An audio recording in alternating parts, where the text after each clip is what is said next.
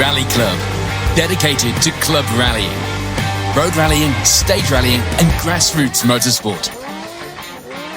With Paul Woodford.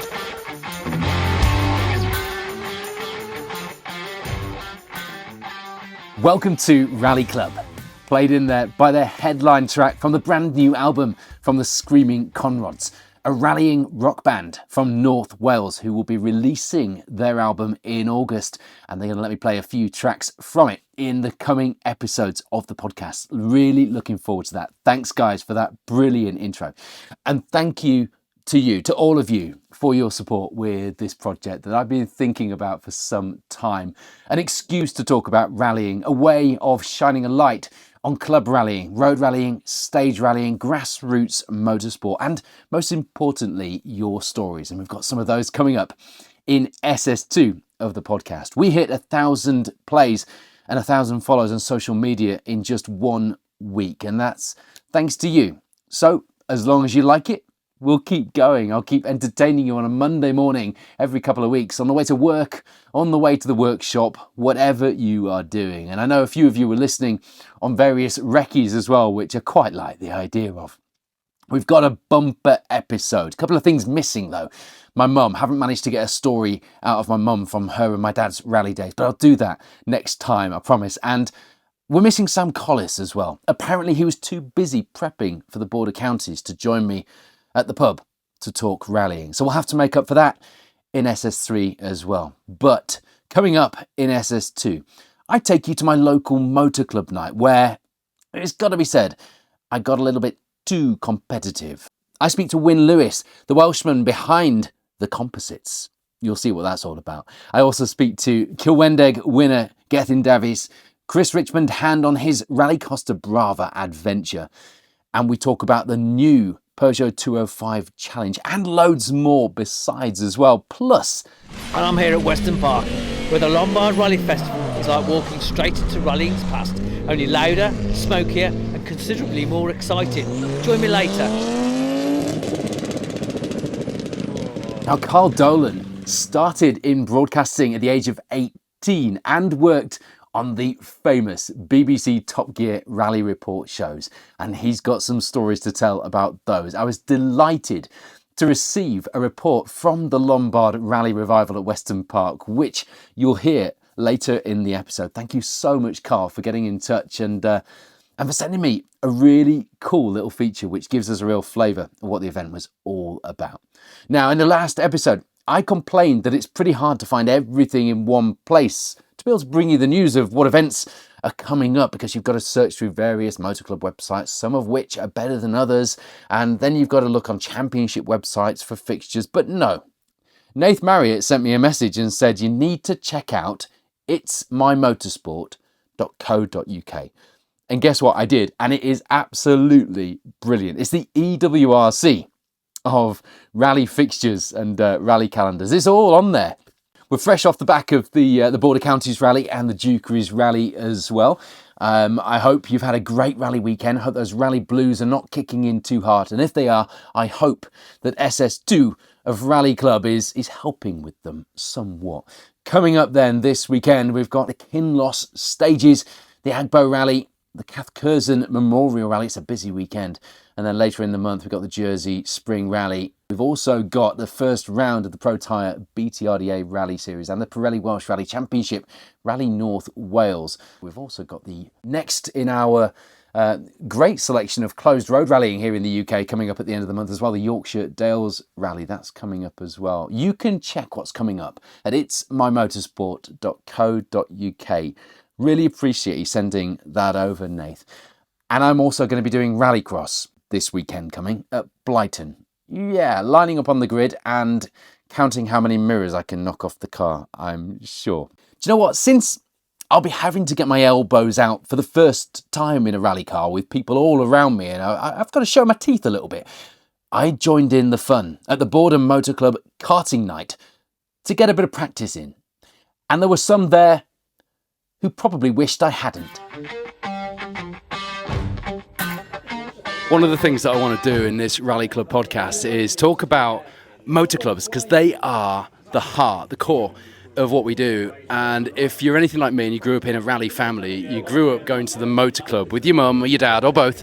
I was doing treasure hunts with my mum, aged 11, 12, in East Yorkshire, and my local motor club, Border Motor Club, so far this year has run a quiz night, they've run a treasure hunt, a very creative treasure hunt, and tonight we are karting, which is why I might sound like I'm slightly out of breath, because I've come to gridline karting in Lincoln, which is my first time here. It's absolutely brilliant. It might be enough to tempt me away from petrol karts.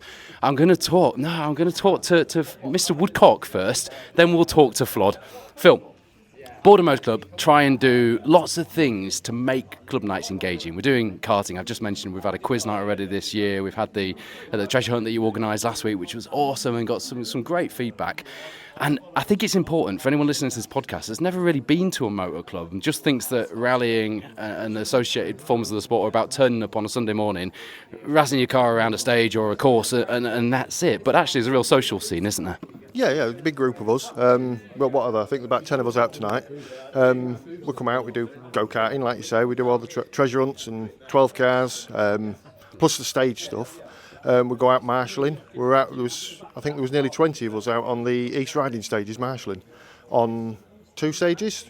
So yeah, there was a fair few of us out. We do all sorts of things. Yeah. And I've got Alex Flodman here as well. Flod, you're not karting tonight, but you did endure the briefing, and you told me that was because you are official adjudicator tonight, because we're actually scoring points towards the club championship here at the karting, aren't we? Absolutely, yes. So the club championship runs throughout the whole year, and everything that we do gains points. Whether you marshal, whether you service, whether you volunteer, compete, you name it, you can get points for it across the course of the year. Do you know what, you've hit a nail on the head there, because it's not all about getting behind the wheel of the car or being on the maps even, is it? If you're into the sport and you just want to get a bit closer to it and have a bit of a social scene, if you're a little bit lonely, then marshalling and servicing and just getting involved gets you points, and you get to go to the club nights and have a pint and a laugh.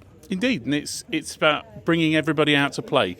Points for anything, points for the servicing was introduced to try and get those that are either not old enough yet or too old to go out and play in the stages to come and join the club and be out and enjoy the social aspects. How old are you, Flod? Unfortunately, I think you're younger than me. Yeah, early 30s. That's as far as you're getting out of me. That's fine. That'll do, because it proves my point. You know what? People think that, and I get it said all the time, motor clubs, the age of motor clubs is getting older, and I'm sure that is the case for some. But actually, there are a lot of young people getting involved and actually running events. And you had a ball last weekend running that treasure hunt with Phil, didn't you? Absolutely. It's what, especially Phil and I, it's what we go out to play for. We probably spend more time on dodgy back roads in the dark looking for arrows and code boards than we do out on stages. So it's all part of the fun of it. I'm going to have some fun editing that one creatively later, aren't I? It's all about going out on dark lanes with Phil Woodcock and having some fun. I'm going to wander over here because my oldest Mason is doing the club night tonight. Mason, you've followed me for years around club nights and doing rallying, and now this year you're going to be competing. Well, you've done a bit of competing with me, but you're going to spread your wings and you're going to be out in the mini rally challenge with Tim Kevin Rogers this year. But club nights, you've been to a couple of them now. Fair to say you need a bit more map experience after the last one, but this is more your wheelhouse, isn't it, karting? Yeah, so I think we've done a couple 12 cars with you. We did the treasure hunt on Friday. So like I said, it wasn't the best experience, but it was a good night out, and I think it's nice coming out on the club nights as well and sort of speaking to people, having a laugh and sort of getting to know it. I sort of like the experiences throughout time of sort of the rallies people have done, the navigating they've done. It's just somewhere I'd love to be. And as I talk now, everybody's looking at the screens and they're all comparing times, and it's all getting quite competitive here. But it's one thing getting into motorsport, and it's another thing actually having the confidence to go and get involved at a club night. I'm going to speak to Dennis Stanford Casey, who is one of the men instrumental in running the Spark Developments, as it is, Alan Healy Memorial Rally this year. That's kind of your flagship homegrown event, I suppose, but you guys do a whole lot more besides, don't you? Yeah, we do. There's quite a lot goes on. The HMR is the absolute core event. That's our single venue stage event that we run. We plan. HMR? You could have saved me so much time over the years had I heard that abbreviation. HMR, have you not heard? Alan Healy Memorial Rally. So, and it's a flagship event. Start planning it from sort of November onwards, and we're dealing a lot with Cadwell at the moment, altering, trying to change stages, making tweaks to it. But then we've got the classics shortly after that. And of course, now we've got Steve Johnson Memorial Rally we're doing as well. We're starting to get some sort of night events starting to appear again, treasure hunts. So yeah, we've got particularly Phil and Flod are working heavily on kind of doing the road side for the club, and then obviously we've got the stage side that we all work on, putting the event together, which is brilliant. It's really good fun. My first experience of Border Motor Club was when I just moved across this side of the river from East Yorkshire, and I went to the Border Classic, which is a classic car touring assembly, not competitive, not pressurised at all, just great fun, and that kind of summarises what your club experience is all about, isn't it? Yeah, massively. I mean, that's a great event to get involved in, go out marshalling, just sort of help out, seeing a real good mix of cars, particularly because they start an age order. That's one of the really nice things about it, you get the really old stuff coming through, but you get everything. If you think about the Steve Johnson event we did last year, you had everything from a really early sort of MGA right through to the latest electric Porsches. So it's fantastic seeing the different groups, and also as a club, occasionally I do sort of bring my wife along, occasionally she gets involved, and so for the Steve Johnson event, we were the course opening car, and she was driving, and I was kind of navigating, putting signs out, and it's really good fun. It's what we try and do as a club, get everyone together, get a family environment and get people involved. We want to get the younger generation through, get them into the club, get involved with stage rallying, get involved with sections on the roads, etc. Whatever people want to do, that's what we're trying to sort of bring to the sport, really. And actually, that's really important. I just spoke to Mason, my eldest, but your family does get involved. I mean, Martha has been at as many rallies as I think I've seen you at over the years. When I used to run Cadwell Park, and we used to have a lot of fun, didn't we? And my kids come out, your kids come out, and the motor club scene, which is what this little feature is all about, is how to get the kids and the families involved, isn't it? Yeah, absolutely. And I'm quite pleased. I've had one of three basically get quite heavily involved. Martha does get involved now. She lives and works in London, but she'll be up in April, so she's going to be up there. We'll be doing signing on together. She just likes getting involved. If she's up and if she's around, we met down at Brands Hatch earlier this year, and then if she's available and there's an event to marshal on, she will come out with me. Say HMR is a key one she gets involved with. So yeah, it's trying to get that family side, and even though your kids grow up and move away, if you keep them involved, it's really good, because they'll meet you at different events all over the country, still do marshalling. She just renewed a marshalling licence again, and it just keeps the young blood flowing through, which is what we need as a sport. Get more youngsters involved, and as a club, we haven't done badly on that front. We've got a good bunch of youngsters that are heavily involved and actually involved in organising and running events, not just competing, and that's so important. Highlight of your season, your calendar in the club? The highlight is definitely Cadwell for me, because I'm the event secretary and I'm also the entry secretary as well. I start planning from quite early on, and I love that. And then everything come together. We have all the meetings and everything comes together, and then the cars start turning up into the paddock and start going through scrutineering. We're running around madly in the background, getting paperwork completed, seeing competitors, chatting to them. That is my highlight, because I do love stage rallying, and particularly being involved as an organiser.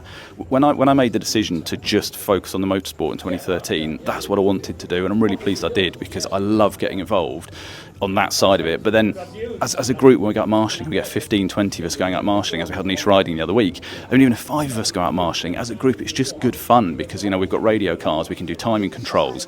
Running the start and finish for Yorkshire Rally as well up at the track rod is really good fun. So there's lots of good events. HMR is definitely my highlight, but yeah, trying to do as much as I can that my wife allows me to. Do you know what?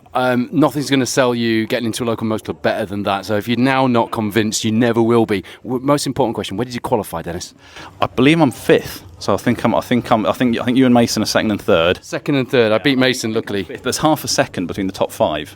Okay. We're covered by. Oh dear, we've got the times coming into it already, and we've got to go and get ready. But that was a little glimpse at a club night here at Border Motor Club.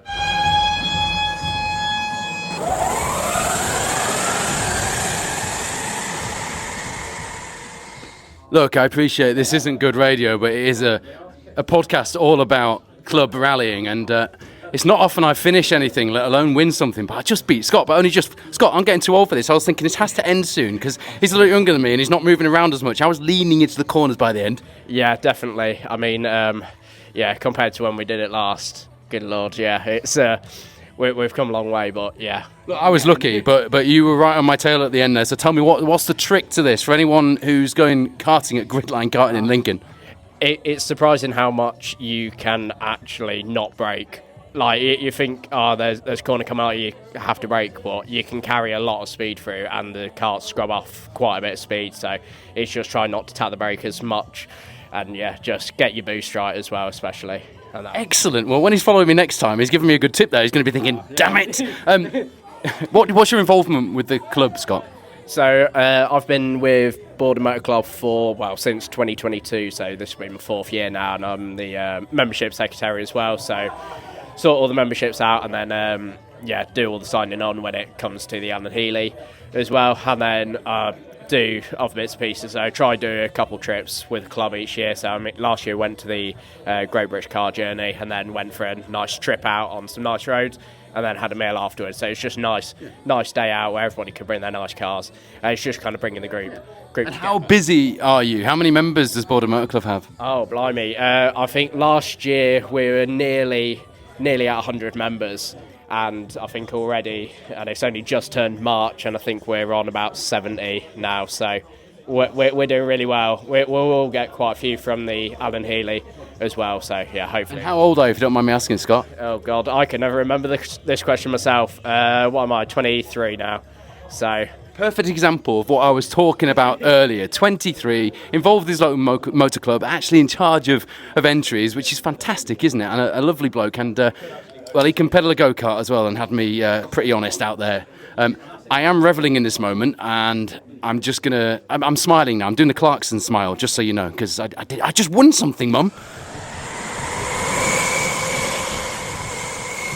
So we have our podium from our Border Motor karting night. 3rd place, Mason Woodford. How do you feel?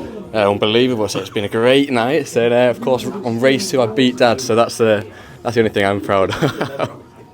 Passing down the family the baton there. Yes. Well done. Thank you very much. And then in 2nd we have Scott. How are you feeling, Scott? Tired. I'm ready to go to bed. That's probably the best answer. Tiring, yeah.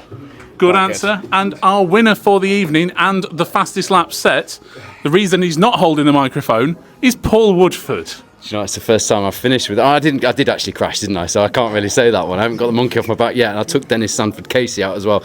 But I did award him my fastest lap medal because he was dead chuffed with himself. He just turned 50 and it was quite depressed about that. So he got the fastest lap in race 2, and I awarded him my medal after I broke him. So I'm delighted because I would not have heard the end of it if Mason had have beat me tonight. He beat me in race 2, but it's all about endurance, and he's less than half my age.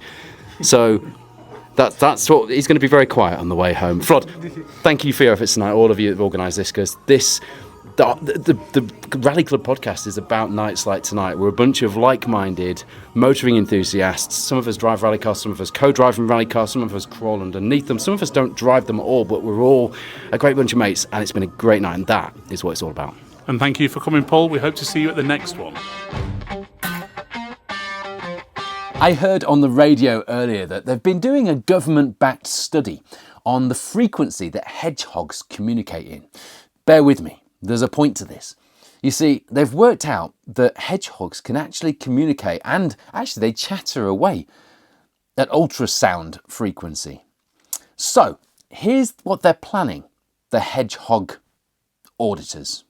They're planning ultrasound devices on all road registered cars and lawnmowers actually, and that, I should imagine, will include rally cars so that hedgehogs can be warned when cars are coming.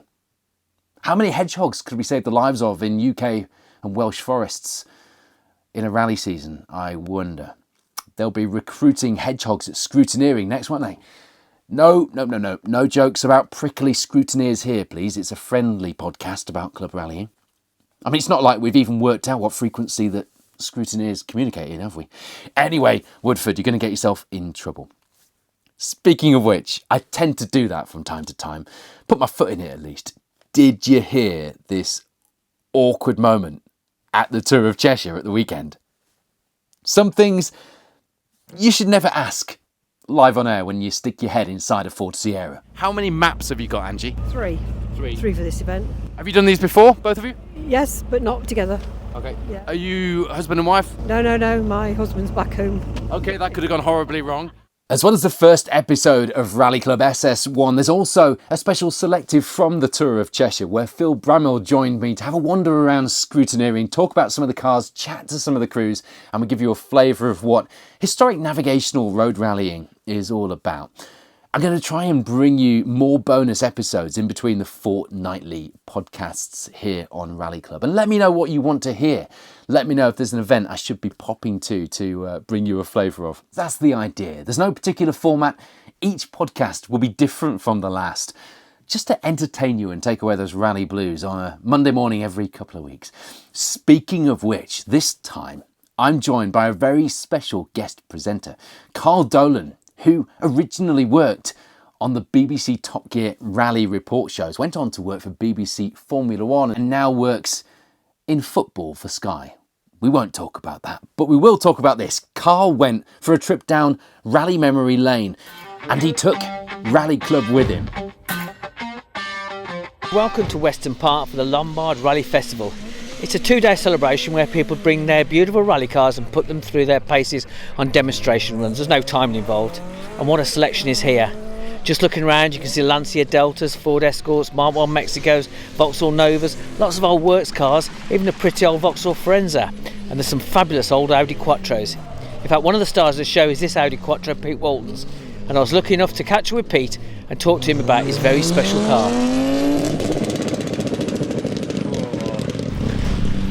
Now, my earliest memories of the RAC rally is going down to Forest of Dean and watching 𝘊𝘂𝘭𝘺 in the Sport Quattro in the middle of the night, and it was the most amazing thing I think I've ever seen in my life, and probably that's why I love rallying today. And we've got a car that looks very similar to that car. Yeah, well, exactly the same with me. That's what I first saw, the Audi Quattro, and I fell in love with it then, and I've wanted to do this sort of demo rally and been following all the guys around for years and years and years, and then luckily I managed to get hold of this car about 4 years ago from a good friend of mine that just kept it in his garage. He'd built it up from a rolling shell that he'd had off Jordine Crooks, who built the actual shell in about 97, and he just used to go down the shops and we'd forget a bit of milk in it to keep it all rolling, and then I ended up getting hold of it and I brought it here to Weston Park to the 2024 Historic Rally Festival, and everybody said, why aren't you driving it? And I said, well, I'd love to. I've only just got the car, don't really know what to do, and here I am now today doing my dream of driving an Audi Quattro around a rally stage. So what model actually is this? Is this a Sport Evo S1? Yes, the S1. Short wheelbase. The first short wheelbase they did, yeah, and then they took it to the E2 with all the big wings and the aero kit on it. Yeah. What's it like to drive? Oh, it's a bit of an animal. It definitely was yesterday. We blew up the rear diff yesterday, and overnight we've changed the rear diff, so here we go out again today to enjoy ourselves. And have you been off in the mud, because it's slightly covered in mud? Well, that was yesterday. We went first stage out over the cattle grid in the air. On Facebook there's a picture of it, all 4 wheels off the ground over the cattle grid, which looks absolutely fantastic picture. A guy's just come and showed it me. And then we flew off into the mud and it was up to the axles, all 4 wheels spinning. We couldn't get it out, so we had to get it recovered out. I think probably because we've got road tyres on. Well, thanks for sharing this fantastic car with us. It's brilliant. Thank you. Thank you. I've just walked across the service area and spotted Tony Hart's absolutely beautiful Group B Talbot Samba. Tony, tell me a little bit about this beautiful car. I bought the car over 10 years ago as a rolling chassis from Spain, so it was used in the Spanish Championship in its day, and I'd already got an engine and gearbox, so we started putting the car back together and it's now in this trim. And you copied the livery and had all that done specially to match? This livery is, well, the number plate, actually that's not the number plate off the car, but the 2A signifies Corsica, and this car, the guy that drove it was from Corsica, and he came 9th on the World Rally in 1984 in that livery. Not this particular car, but this is a recreation of that, if you like, but it's still a Group B car. Yeah. And is it dog gearboxes, sequential things like that? No, it's just it's a PTS gearbox, Peugeot Talbot Sport gearbox. So it's synchro and normal 5-speed. The engine, we've done the engine. It's got steel rods, forged pistons, and it's proper Group B spec. Everything, the suspension, everything. Well, thanks for bringing on this absolutely fantastic car. I've got to say, it's my favourite car here, to be honest. Thank you very much. We love it. Just taking a wander down to the start line of the stage, and there's an amazing collection of cars all lined up here. In the very front there's a Mark 1 RS 2000, followed by an X-Works Repsol Escort 4x4 Cosworth, and then there's a Rothmans Opel Ascona, followed by a 𝘊𝘰𝘮𝘪𝘭𝘭𝘺 toe tip racing, beautiful. Then there's an Audi Quattro S1 Sport Evolution, a beautiful C2R2. There's a whole list of cars down here, all enjoying themselves, having a great time. Now joined by Tim Nash, who's the director of the event. And what a great event you've got here, Tim. Thank you. Yes, I'd like to think we done a pretty good one here. We run a number of these events a year, and I think this one's turned out very well. How do you convince all these guys to bring all these beautiful cars out? Oh, that's not difficult. No, I mean, we've been running these events now since 2018, and so we have a fairly, we have a group of people who come to quite a lot of events, and then we obviously local people at each one because we run all over the country. And so it's not, therefore it becomes not that difficult to get a good selection of cars. So how many of these do you run a year? 6. That's the equivalent of the Sunday of the old days with the RAC then? Yeah, I mean it's each one of these effectively is a day and a half. So yes, that's 9 days of rallying. Yeah. Any special cars out today you've not seen before? Any of your favourites today? Well, obviously car number 1 is very much everybody's favourite, the Quattro S1 E2. Everybody loves seeing that. And it's rather nice to have a selection of Dance Integrales running as well, which again, people seem to like to see those. So yeah, good selection of cars. Brilliant, thank you very much indeed. Thank you.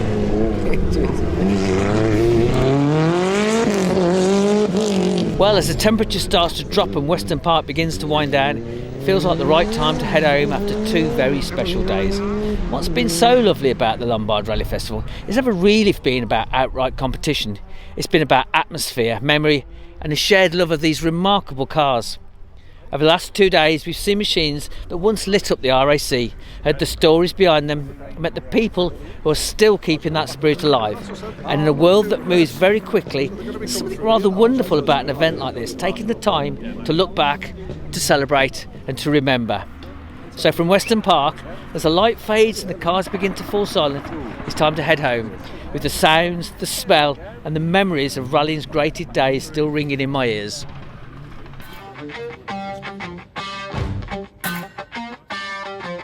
Coming up, I speak to last year's Rally 𝘊𝘭𝘆 winner. I'm going to be talking road rally navigation with Graham Raeburn, and we'll be talking monkey brains with Phil Collins. Yes, really.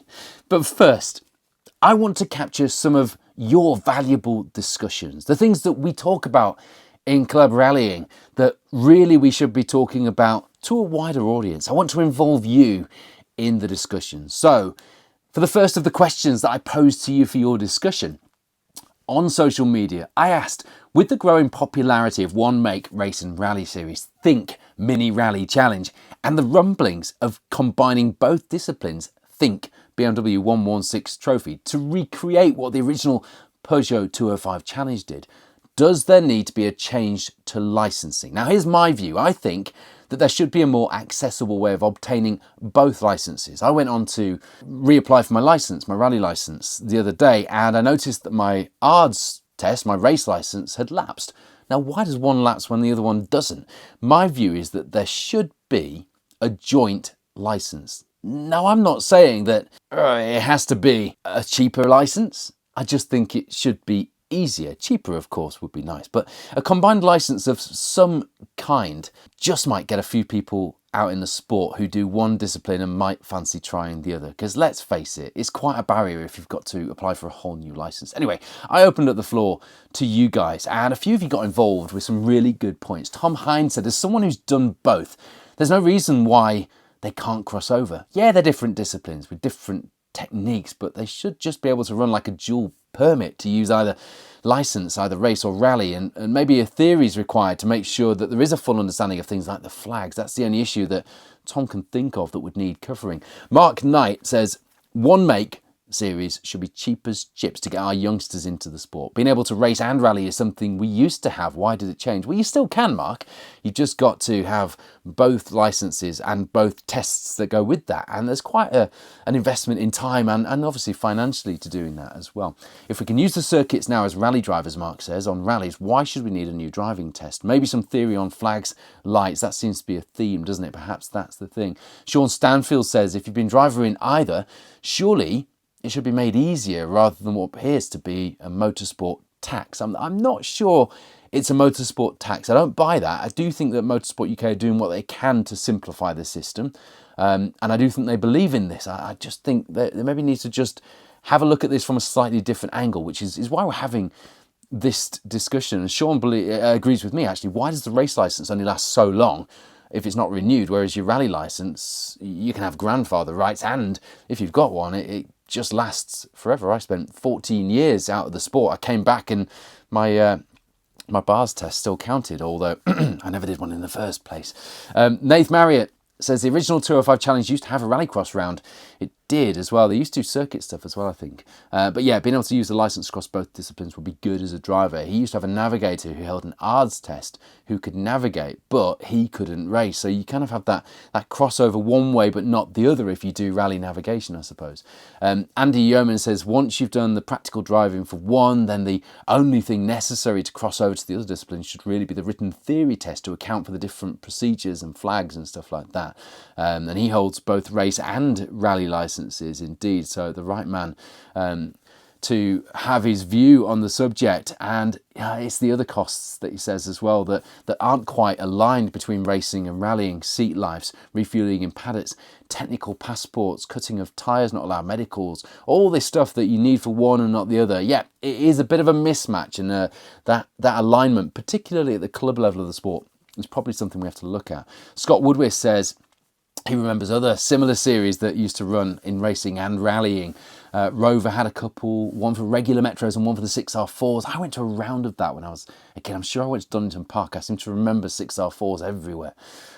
Ford did one too for the Escort RS 2000 in the early 90s. Great way to showcase an all-purpose high-performance model for an entry on mid-level kart. So that's a good point as well from Scott. Perhaps it would encourage, with competitors stepping over that line in between, maybe that would encourage manufacturers and sponsors in as well. Phil Taylor says the cost of licences and the tests you have to do to get them, he believes, are one of the main barriers for entering rallying, full stop. Well, yeah, we could talk about the costs till the cows come home, Phil, but that's always going to be the case. You know, it's never been a cheap thing to do, has it? There are cheaper hobbies. You could take up gardening, for example, and then you wouldn't need an 𝘊𝘪𝘭𝘆 test or a bars test, I suppose.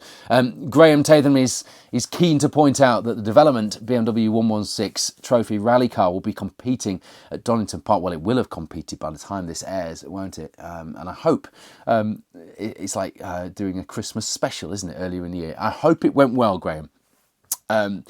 So yeah, plenty of views. Wyn Lewis, who you'll hear from later in this episode of the Rally Club podcast, says personally he thinks they should just cross over. You're allowed to do a hill climb or a sprint after a bars test. Well, in fact, you don't even need to do a bars test to do a hill climb or a sprint, do you?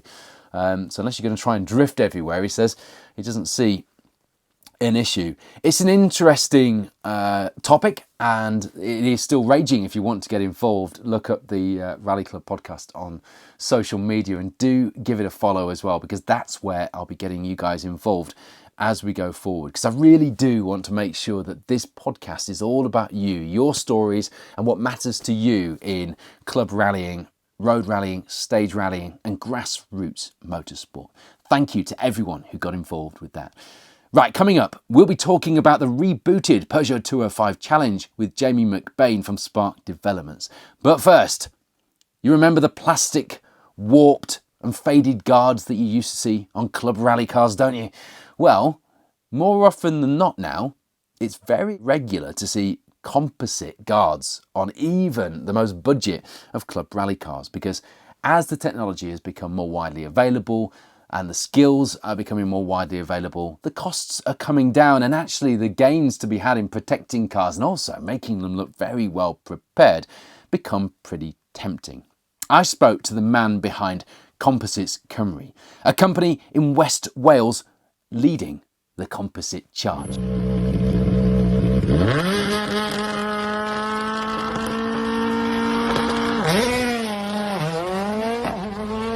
Wyn, you are one of those people that everybody knows by your business name and your social media handles before they actually find out your actual name. And I think it was when I actually turned up to see you at your business premises on the day of the 𝘊𝘭𝘆 last year that I actually found out your actual name. Before that, I knew you as Composite Cymru. And I'm wearing a hoodie with your brand name on, and I'm surrounded by offcuts of purple carbon fibre, because that's how we met, isn't it?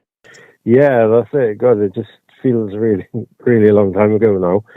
I'm still finding purple actually, which is quite weird because, like, I've got a massive box of just large offcuts, and now and again there's a bit of a fibre that's purple. You just keep those in a box for me, and I'll have them at some point. I've still got a few offcuts that I kept because it's beautiful. Yeah, that's it. I mean, it looked stunning when Milo sent me a photo. Can you do this? And I think it was like a photo of like the vinyl that you can buy on eBay. So quick call to my weavers, and they said, yeah, we've got purple on the shelf. And I thought, oh, okay, well, let's try it. And then it turned out that it was stunning, but it is a shame that it just darkens a little bit when you add the red. Yeah, until the lights are turned on, and then all hell breaks loose. Everyone's now probably wondering, what on earth are you two talking about? So we probably better tell them what you do, Wyn. So we manufacture for anyone really, but main thing we do is Kevlar guards for rally cars, so underfloor protection, on sills and stuff like that. But yeah, we do a lot of panels and the nav rests and stuff like that as well. And the reason that Wyn and I are talking about Purple Weave is that the Milosport MG ZR that was built for Joe, and I used on the 𝘊𝘭𝘆 when it was brand new and it was glorious, used Purple Weave for the Kevlar guards, and it really did set it off, didn't it? Because there was a real theme going on with the car, and as soon as it was under the lights at the start, you could just see it all popping. Yeah, that's it. And I mean, you even found some trousers, didn't you, to match from someone's mum, I think, wasn't it? Yeah, it was Woody's mum. Yeah, I need you to make me some out of carbon weave. It'd be awesome if you could actually make material out of actual carbon weave. Unfortunately, it comes apart too easily, doesn't it? As I found out when I was trying to be arty with it, and I got it all stuck to my fingers. You don't need to know about that. It all went terribly wrong when I was trying to make something creative. It always amazes me that you have these little cottage industries in our sport, Wyn, where you've got a small manufacturer that works out of in your case, a very nice unit. In a fairly quiet part of the world, and you supply some of the UK's biggest rally teams. Now, I'm not sure if you're comfortable naming who you work for, but you do work with some of the biggest teams in the UK, don't you? Yeah, we do. We supply, but then the majority of my work actually goes overseas. We sell quite a lot to America. We've sold to Canada, things like that, and then obviously on the continent as well, where the rallying is really strong. And is it all rallying? Yeah, mainly, yeah. I mean, we do... Well, I did start making panels originally for minis. That's one of the first things we started doing. And I still get people asking now if we could make something. We've actually got a 𝘊𝘪𝘭𝘭𝘺 carbon fibre bonnet to make. Fantastic. In the next couple of days, which is like really random. But yeah, I mean, we get, the amazing thing is the mini scene is vast all over the world, and like I've seen addresses come in from New York, Japan, Malaysia for mini stuff, and it's just like that's awesome. It's mad. So yeah, not only rallying, but yeah, that's where we are in 2026. You're providing composite protection panels that go all over the world, supply some of the UK's top rally teams. And I want to know where it all started, because, you're a West Wales boy. You've grown up around the world of road rallying, where some of us just adore those lanes and the stories that have been among them. And that's where your business has started from. But it wasn't always business for you, was it? No, that's it. I mean, I was a mechanic by trade from school, and I sort of had enough of it, to be honest, because I was working for a main dealer. We were getting the latest training all the time, and we were also seeing what was coming. And yeah, I was really not bothered about electric. So what year would this have been when you decided you weren't bothered about electric, roughly? So yeah, this was 10 years ago. I've been going 10 years now doing composites. So it's literally 2016. I decided, yeah. So I mean, I saw it coming then, And like every self-respecting rally fan and motor enthusiast in Wales, you were a WRC fan because, you know, those days were heady, weren't they? Yeah, I mean, you know, growing up, I was actually brought up watching Formula One from, well, when I could watch telly. Yes. The main thing for me was remembering seeing Senna and just seeing how incredible he was. And that sort of era of car really, really does stick with me. I'd absolutely love to be back there, you know, in that sort of era. But then we had the Group A and stuff like that at the same sort of time as well. And it was just an awesome time to be a kid, really, because you had all of that excitement around you. And yeah, once a year it was in the forest, not far. So it was, it was epic. Fantastic. So you decided 10 years ago that you were going to go and set up your own business. Now, what on earth made you set up a business that, quite honestly, must have been a nightmare to promote? Because where do you start? Yeah, well, it actually didn't start off as composite at all. So in the nights, I was building a couple of rally cars for people. Built a couple of Protons because I was rallying one myself anyway. And I just wanted to do a couple of things for my own car. So with the Proton, parts were quite hard to get. So I decided, right, I needed to start making some panels and guards for it. So I found out how to get involved with composite just for a hobby, just a sideline. Literally, that's all it was meant to be. And yeah, then it just escalated. People found out, and can you do this? Can you do this? And in the end, I just decided, right, this is it. We'll just go for it and see what happens. That's fantastic. Really. So how long, because you're in quite a sizable unit where you are, and it's a lovely little location. How long before you were able to move out into a premises like that from this inception of it just being a hobby? Yeah, I was quite lucky really that I was in need of a new workshop because I needed somewhere dry. Composite and wet doesn't quite go. So, yeah, I was literally just driving around, really, knowing that there were workshops, and I saw a sign in the window saying for rent. So I thought, I'll give it a chance, give it a shot then, and see what can come of it. And when you came in to the workshop where my Fiesta is now, literally only the size that I needed. You know, the rest of the workshop was just for storage because I didn't have the work. I didn't have the demand for, I think, what have we got now, 6 benches. Yeah.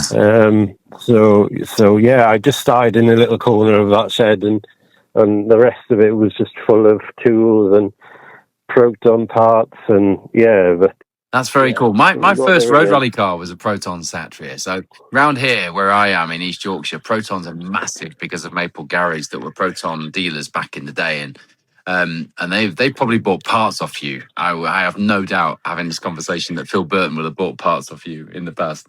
Phil has actually bought a couple of things for Subaru, but I've bought quite a few things for a Proton off Phil. So like the connection, I mean, I've never met Phil in person, and unfortunately I never got to meet Steve. We spoke plenty online just because of the brand. Yes. But I've always, when I had the car, I always said, I want to go up there and do an event. And I just never did. And unfortunately, I sold the car for the second time. I love that we both knew Steve. I was going to come to that, but you've segued me nicely onto that. I first met Steve because of his Proton, because I used to go and get parts for I had a Citroen Saxo rally car at the time, and I used to go to Euro car parts more often than I probably should. But then again, if you see me drive a rally car, you'll understand why. And it was Steve that used to work there. And I noticed one day there was this blue Proton road rally car sat in the corner of the car park with yellow comp-motive wheels on it. I was like, that's pretty cool. So I asked this lad behind the counter, whose is that Proton out there? And he was like, that's mine. And that's how I met Steve. I didn't even need parts eventually. I'd just pop there on my lunch and we'd just have a chat. And sometimes if I had the rally car with me because I was road testing something, he'd text me and say, "I'll bring it over." So I'd bring it over, and sometimes I'd bring him a coffee over and stuff. And that's how you meet people, isn't it, in this sport? And I love that we've got that connection. Yeah, it's mad. Like I said, it was unfortunate that I never actually came up to meet all the faces, you know. Like I still haven't met Phil. And obviously the Finn brothers as well. Yes. Flynn. Yeah. Yeah, Flynn, yeah. So, you know, all those boys, you know, that I've been talking to over the years, asking for advice and stuff like that for Proton.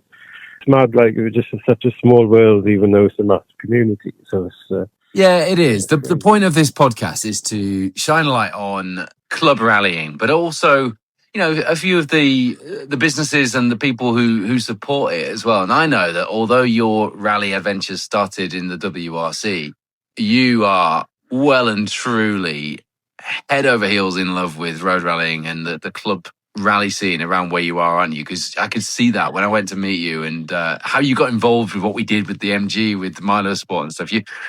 I suppose you can't help but be that when you've got events like 𝘊𝘭𝘪 and Bro Chiron, of course, this weekend around you, can you? No, that's it. I mean, I actually remember growing up, I was probably about 13, 14 at the time. I think it would have been the 𝘊𝘭𝘪 because I don't think Rosselli was quite going at the time. Me and a friend of mine said, you know, let's go up because it's literally just up the road. And I was like, oh, right, okay. So off we went, you know, pushing scooters along up to this junction and like knowing the road, know the road off by heart anyway. And I just thought, how cool it would be just to go down there now. In the dark, lights on, over the 2 jumps, down to the bridge, and it's just like one day, you know. And that section has not been used since, I don't think. I've not gone down it in a rally car, but yeah, I mean, there's some roads around here, and you just think, how cool it would be. What I love is not just the roads. It's. I think you explain it by talking about the people. I mean, Gethin Dafis, who won the 𝘊𝘭𝘪 last year, is actually following you tonight, and he's someone who I have admired, having met him a few times in Tavy Valley when I've been over for various things, and to see the emotion and see his family there with him when he won last year, it means so much. And we are talking about a sport that very few people in the grand scheme of things even know about. And we're talking about even a category of rallying that barely any people talk about, but it means so much when you stand there in Newcastle Emlyn and you see the people and you can't see rally cars for people. It's just incredible, isn't it? Well, I mean, I think the closest thing I've come to that sort of thing is being in the Millennium Stadium last year when it was the Oasis gig. That was full, and it's very much like Newcastle Emlyn when it comes to 𝘊𝘭𝘪. It's you know what? Yeah. That is a lovely way of summing it up, Wyn. I think that is a very good place to end. The 𝘊𝘭𝘪 atmosphere, the Ábhar Ghaelch of Newcastle Emlyn, Cattle Market Car Park. Come 𝘊𝘭𝘪 time is just like an Oasis concert at the Millennium Stadium.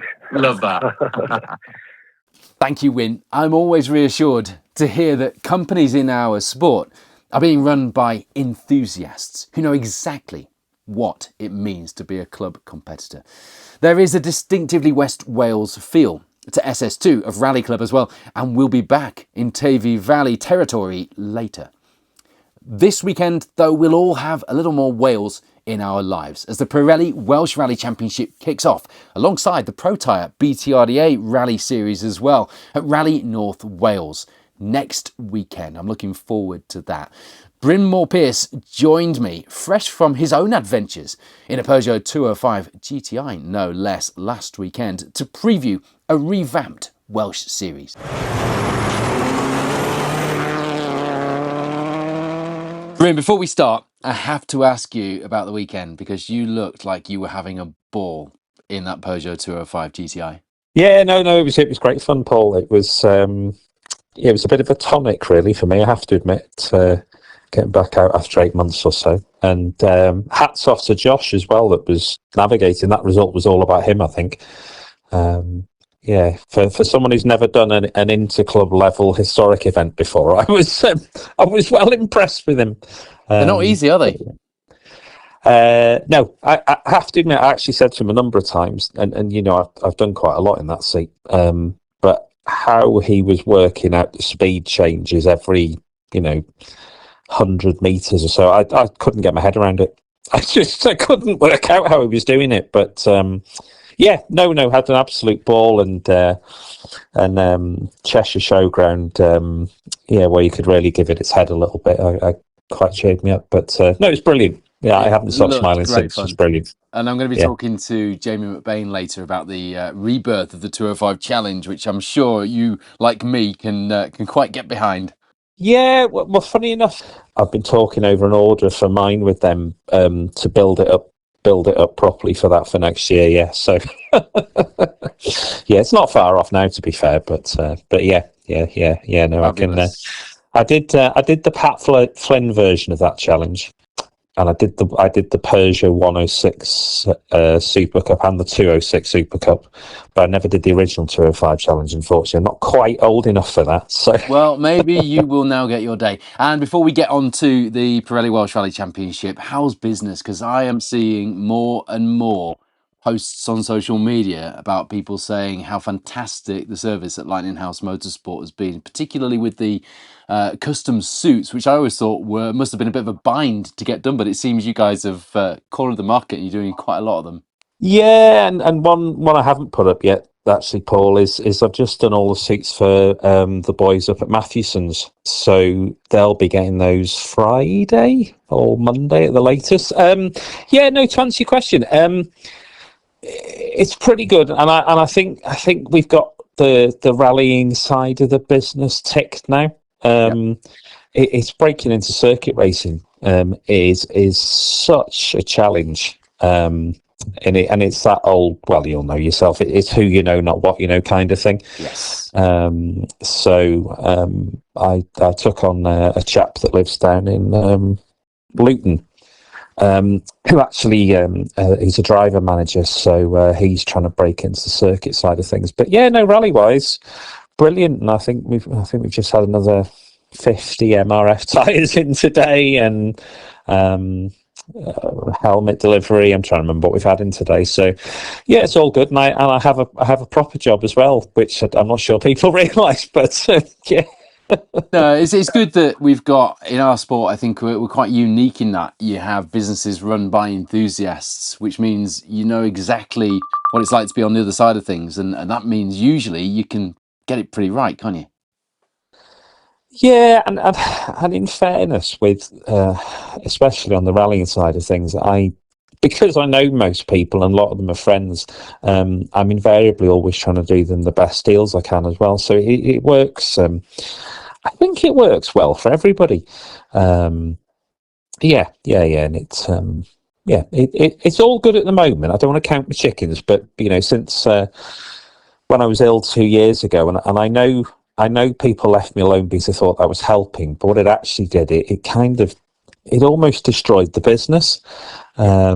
So last year we had to start from scratch again, almost. We did have a few people that stayed with us, to be fair. So to get where we are now, I'm really quite. I know it's a bit cliche, but I'm really quite humbled by people's support. So I can imagine where you're coming from with that. So on to the Pirelli Welsh Rally Championship. You took that on for the first time last year. It is an historic championship. Some epic names on that trophy over the years, and quite a responsibility to take that on, as well as a proper job and a business, and having been ill in the last couple of years as well. That's quite a responsibility you took on there, Bryn. Yeah, so really, I can't talk about it without mentioning the fact I was ill. So rather than beating around the bush, 2 years ago to now, I was diagnosed with cancer and got wonderful treatment thanks to our great NHS, and touching wood again, seems to be all clear at the moment. But what I didn't know at the time was whether I'd actually be able to compete again. And I knew Dave Everson, who's done a wonderful job looking after the Pirelli Welsh Championship for, I think he ran it for 12 years altogether, was stepping down. And I thought, well, this is a way to keep being involved. So took it on late 2024 alongside Dave for the last couple of rounds, and then at the start of last year took over the cudgels of looking after it fully, with the support of Suzanne Ledner, who quite a few people should know, and a chap called 𝘔𝘋𝘈, who unfortunately has been quite poorly himself at the moment. So he's not been about for a little while. But yeah, so we took it over for the start of last year, and we probably couldn't have picked a worse year to take it on. Nope. With all the problems with Welsh Forestry at the start of last year, we lost the first 2 rounds and ended up starting our season in 𝘊𝘪𝘭𝘭𝘺, which I really enjoyed. I have to admit, I've always enjoyed being up there, but it couldn't have been much further away from Wales if we tried. No. So it wasn't until the plains that the season properly got underway last year. And we had a great season in the end, which was more than we could have hoped for at this moment last year. So it was all good, yeah.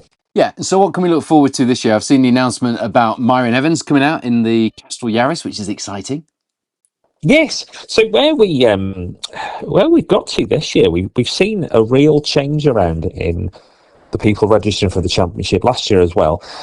But what we've seen this year is a far higher proportion of the bigger class cars. So in our case, W10, which caters for Rally R5 and Rally 2 cars, yep, and W9, which are the traditional Mitsubishi Evos and Imprezas.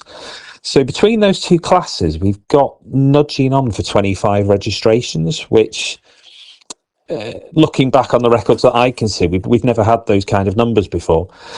So it's going to be a bit of a battle royal, and I'm sure some people have seen the social media posts that Paul Lawrence, our press guy, put out the other day, detailing indeed that Meyron's joining us. Liam Clark's back again, and hoping, I'm sure, not to be the bridesmaid, and a whole host of other Rally 2 and R5 machinery. It's going to be a really interesting season. I don't know at this moment whether Meyron's going to do a full season. We all know how testing on Rally North Wales works, and how it used to work when it was the Bulldog or the Audi Sports, whatever you want to call it, before a big event.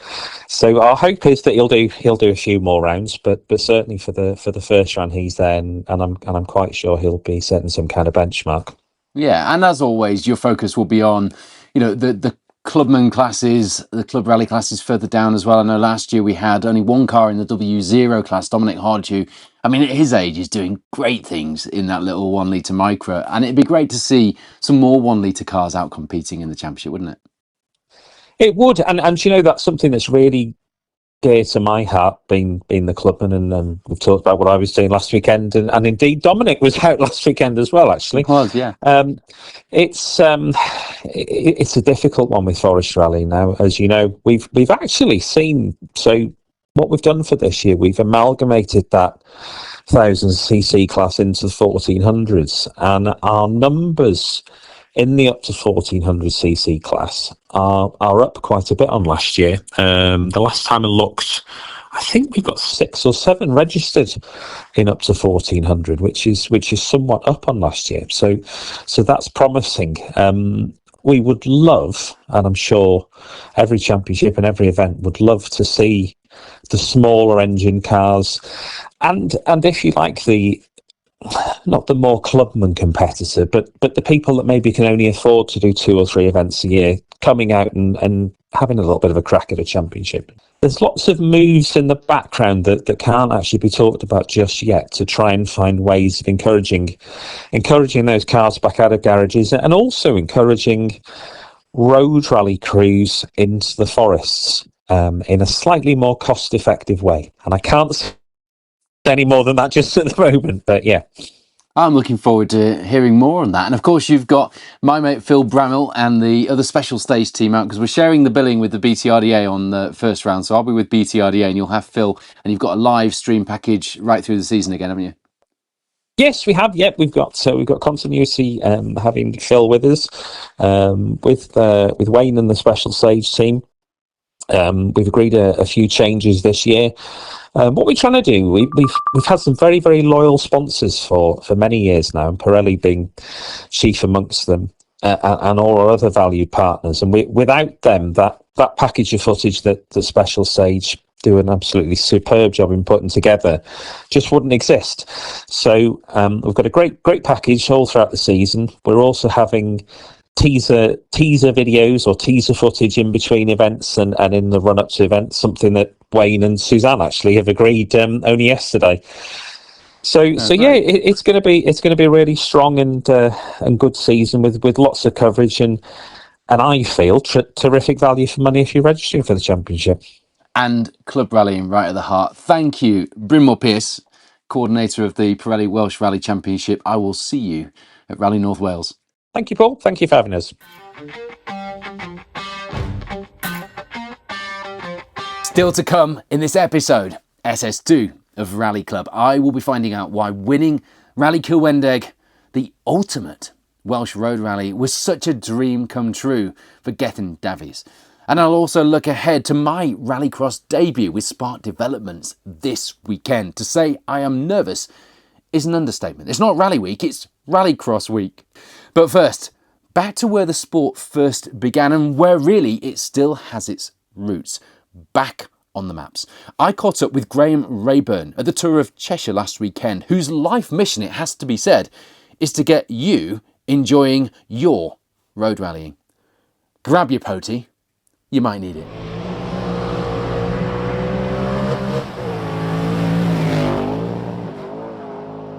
Now, while I was at the Tour of Cheshire, I was ogling at the cars at scrutineering, and a man who has done plenty of ogling at rally cars in his time came to speak to me. Graham Raeburn. We first met when I was first doing the Rally TV thing back in the day, and you've been on a few adventures since then. I've done so much in rallying over my lifetime, Paul. But yeah, I think we first met either on the plains or when I was co-driving in the juniors, which was a great period of time when the junior rallying and special stage has been brilliant for newcomers and also sending some of our youngsters to the top level of the sport.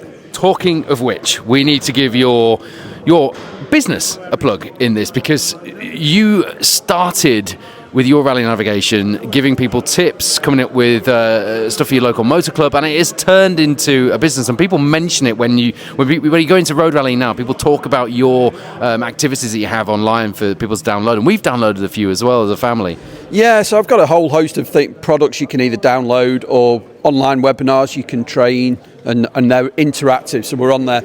All about, and what I've really aimed my training at are people who are getting started and doing events. I do bigger training for bigger events and more important things, but a lot of it's about people coming to do their first historic road rally, their first 12 car, their first road rally, their first target. What is a special test? I will show them samples, I'll talk them through what happens in the real world, and it just gets people so much better prepared.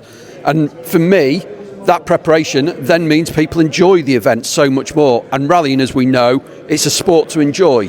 And what's the website? Where do people need to go if they're going to look at these things? So the business is Rally Navigation Training Services, and you can either find me on Facebook or www.rallynav.co.uk. And what I love is it's not just complicated things that you train people on. You've got some really cheap, really fun little tabletop exercises that, like I have, you can do with your kids, haven't you? Yeah, so there's some map plotting workbooks you can download and practice plotting routes. And they're not just like a tabletop where you get an answer. I've got hints and tips in there. Go, maybe if you made a mistake, maybe it was you missed this bit, because they're the sort of mistakes I've made and other navigators have made over many years. And it's sharing that experience, sharing our stories and what we've learned, and getting more people involved, getting more people enjoying rallying. Graham, what do you love most about our sport of club rallying? For me, club rallying, it's about the people. So I've rallied a lot around the UK. I've also rallied overseas and met either competitors, fabulous competitors, and a whole host of different backgrounds, and also like marshalling in Wales at 3 o'clock in the morning, and someone walks out of their house and says, do you want a cup of tea or a cup of coffee, and start talking about it. And I remember this back in the day. It's those experiences. We go places you wouldn't go if you're just driving around, and you meet people you wouldn't meet in normal everyday life, and that's great. There you are, a man who knows his club rallying, and you absolutely need to get on that website and download yourself some fun navigational activities. And if you're getting into the sport, make sure you check Graham Raeburn's site out. Graham, one more time, the site please, sir. So it's Rally Navigation Training Services. Come and find me online or Facebook, and we'll have a lot of fun getting people learning more and enjoying rallying. And you won't need a map to find that. Now, I have been lucky to meet and tell stories with some of my rally heroes, thanks to the work I do with Special Stage Rally TV. And there's a video library full of rally content at specialstage.tv, including our very special Rally Stories features, featuring the legends of our sport, people like Mike Broad, for example, who will have you in tears and laughing your head off in the space of an hour and a half. We went to some places I never really expected to go on a rally show, and we went on a few tangents as well, like this one with Phil Collins. He said, "You might realize, Phil, in these parts, people, for instance, they believe to be more clever, they must eat the brain of a monkey." I said, "Well, I sort of heard that, but I don't really believe it, Phil. I promise you it happened. I see it with my own eye. I in Singapore. A young boy. I in Singapore. Big commotion. I looking for cheap food. Many people shouting. I go down the back street. What happened? I look, and all the people gathered around. And a table, big round table.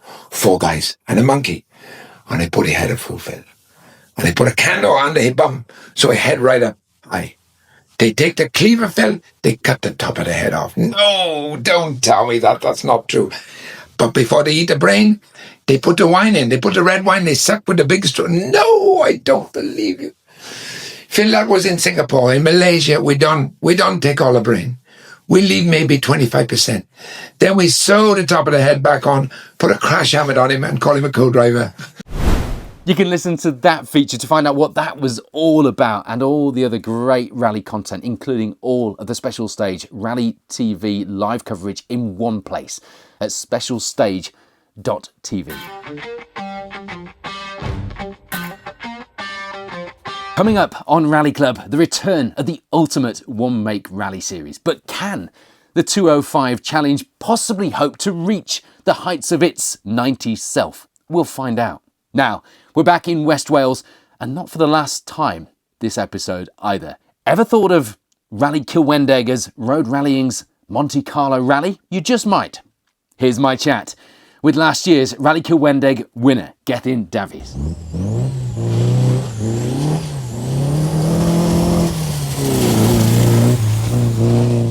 Gethin, thank you for joining me from West Wales. I know you've just come off the back of a pretty disappointing result on the Broke Carron, but I wanted to get you on this podcast because how much that Rally 𝘊𝘭𝘪 win meant to you last year, to both you and Dion, was quite inspiring. It meant a lot, didn't it? Oh yeah, well, huge amount. Both of us growing up, in the area, and the rally actually coming through my farm when I was a child and stuff. And you just dream of them, something like that happening to you. I actually never ever thought it would happen, but for it actually happened. It's still a shock now, to be honest with you. Yeah. I bet, and I bet it's something that you will, at least in your head, because I know you're quite modest, but at least in your head, I think you'll dine out on that forever. It's one of those rallies that inspires everybody. It doesn't matter where you're from. If you're into rallying, you've heard of the 𝘊𝘭𝘪. Everyone knows at least one sort of legendary myth or story, don't they? Yeah, there's always a story about 𝘊𝘭𝘪 somewhere, no matter where you go in the UK, nearly. You just have to mention the 𝘊𝘭𝘪 and everybody knows about it, don't they? And it's just have my name on that trophy is unbelievable. And I don't think it'll truly sink in until I do the car 1 duties in the end of the year. And I think that night it'll feel real, That's a special night. It's a special night, whatever number's on the door, isn't it? Yeah, definitely. Yeah, last year we were car 9, and just to be in that front row was amazing. with all them boys in front of us that have been doing it for years, and just to be there in that front row was amazing. Yeah, because we had bought the car in 2023 to do the 60th year anniversary, and then just to be part of that was huge, And then 2 years later we win it, which is unbelievable, Yeah, it is. I never thought about that, about it being moving up the queue to the front row. But you were on the road back the year before, weren't you? When I we were the 60th night, then we were car 53. Yeah, and then gradually you go up the seeding, hopefully anyway, the right way. And then, at car 9 last year was just a fantastic experience. For anyone who's listening and thinking, it's just a road rally win. People win road rallies week in, week out. There's something different. It's like the Monaco of the road rally world, this one, isn't it? Yeah, definitely. Like the Monte Carlo of West Wales, isn't it? Yeah, it is. It's the one that everybody wants to win, isn't it? So just give me a flavour of what it was like growing up in that area in Tavy Valley with some of the legendary names that must have come to play in those lanes every year. Yeah, well, like I said, growing up on the farm, we were lucky enough to have a white, as I say, come through the farm in one end out the other. And so we were fortunate to have the 𝘊𝘭𝘭𝘭 come through us. On the first memory I've got is a 2002, I think. It was a 2-nighter. And then on the Saturday night, it came through our farm. I just remember sitting on the milk stand, just the smell, the noise. And even back then, there was even better cars out and, before the turbos were banned and stuff. It was just surreal, and then mum and dad would let us watch and it's amazing. And unfortunately, we also had the Dafis, 𝘊𝘭𝘆, Valley Services, Brocaron. They all came through at one point. And just what a place to live, and grow up. It was amazing. So you couldn't escape it, really. No, and you can't escape it on rally weekend. For those who haven't been, I had the wonderful experience of actually doing some of the rally this last time, and being there during the day for the build-up and knowing I was going to be doing it felt amazing. It was one of the most exciting build-ups to an event I have ever had, because the whole town gets behind it, don't they? Oh, God, yeah, the whole area. I grew up about 20 minutes away from Newcastle Emley, and then if the 𝘊𝘭𝘭𝘭 was in the area, no matter what farmer you spoke to, where you went to, they'd all ask, is the 𝘊𝘭𝘭𝘭 passing through, or do you know so-and-so, are you doing it? It's just huge. And that week or two build-up is everything. Everywhere you go, there's talk of the 𝘊𝘭𝘭𝘭, and it's just, it's famous. It's so big, isn't it, in the area? It's massive. Yeah, it's incredible. I remember pulling up at a petrol station on the way to Milo's place last year, and I had my eldest Mason with me, and the guy in the petrol station said, as I'm walking out, just paid for my fuel as normal. As I'm walking out, he just shouts, "Good luck tomorrow night." And I looked round. Yeah, he just knew because he followed it. And then we went for fish and chips in Newcastle Emlyn for lunch on the day before, and it was "Good luck, Paul" on the way out. And it just Mason was blown away as well. It's a fantastic place to go rallying. Definitely. I know it was a fairly straightforward night for you, actually. Some of these rally wins can be quite dramatic. I think you and Dion had a fairly easy night of it, really, didn't you? We were saying Saturday night after the Brocaron, we broke down, but it was just so amazing how everything fell into place that night. It was almost effortless. Everything worked. Nothing could go wrong. Nothing at all. And it just fell into place. And you get to the petrol halt and the people come up to you, they were smiling, and you could see the look from their faces that it was going well, even though we didn't really know. We had an inkling it was going all right, but we hadn't seen any results or anything. And then when everybody comes up to you, your wife, Dion's father, all thumbs up, oh, here we go then. And I don't really like to know. It just adds to the pressure. But you just got to take it in your stride. And it's just like the petrol halt in the 𝘊𝘭𝘭𝘭 it's something different, It's absolutely amazing. You know what? I was gutted that after we retired, the one thing I wanted to do was go to the petrol halt for that atmosphere, and we joined it late. Everyone had gone by the time we limped the car out. Well, you'll have to do it this year, just to experience that again then. Exactly. That's the only reason I'm doing it. I've told Joe I'm doing it just so we get to the petrol halt this time. But we got to at the end of the first section, and it reminds me of being a kid and having to actually watch CFAX to see who's leading a rally, because I was asking people, who's leading? Who's leading? We got to the end of the first section, and it was quite clear to us early on from the reactions that you guys were quite far out ahead. And I know when you got to the finish, I was actually sat with Claire, wasn't I, at the finish? Yeah, you were. Yeah, and we were all we were pretty sure you'd done it, but you were so nervous at the finish. You see some people having failures or disasters, and I just dreading something going wrong. I would not believe it until I was holding that trophy in my hand, because I didn't want to swallow the win and then for it to be taken away from me.